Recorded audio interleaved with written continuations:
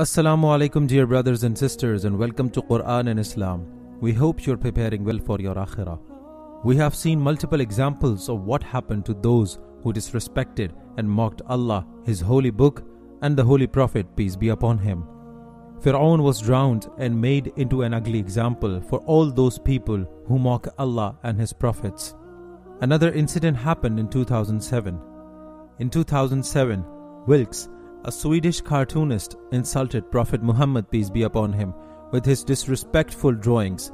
His blasphemous depiction sparked a huge backlash from the Muslim world, but the Swedish government protected the person. In fact, he had Swedish policemen around him all the time to ensure his protection. But brothers and sisters, can any government, power, or police force protect someone whom Allah intends to destroy? Wilkes was traveling along with two cops assigned for his protection when their vehicle collided with a speeding truck. The Swedish authorities have said that the incident is being seen like any other road accident. It was a pure accident, but why did Wilkes die only? The other two policemen and the truck driver came out just fine. This was Allah's way of telling us about the consequences of standing against Allah and His prophets. A similar incident happened just recently. In June 2022, Nupur Sharma spoke disrespectfully about the Holy Prophet, peace be upon him, and his marriage to Hazrat Aisha radiallahu ta'ala anha. She mocked the early age marriage of Hazrat Aisha with Prophet, peace be upon him, only to support her party's Hinduist agenda.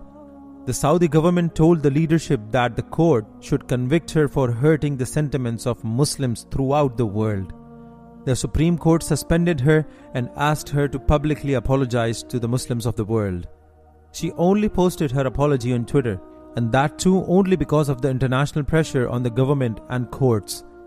It should have been on national TV in clear words, but she was allowed to go by the court for this small gesture. Allah is all-knowing, all-seeing. He would never forgive who brings down the name of His beloved Muhammad, peace be upon him. This whole incident only happened in June 2022, and no more than 4 months later, we have received some news that she has been diagnosed with serious cancer. We haven't seen the cancer reports, and a cancer diagnosis does not necessarily mean that a person is getting punished. Hurting and disrespecting the emotions of religious groups is in no way freedom of speech. Absolutely no religion in the world allows for that. Western countries and governments need to understand this. But even if they do not, Allah is the most powerful, all-seeing, all-hearing.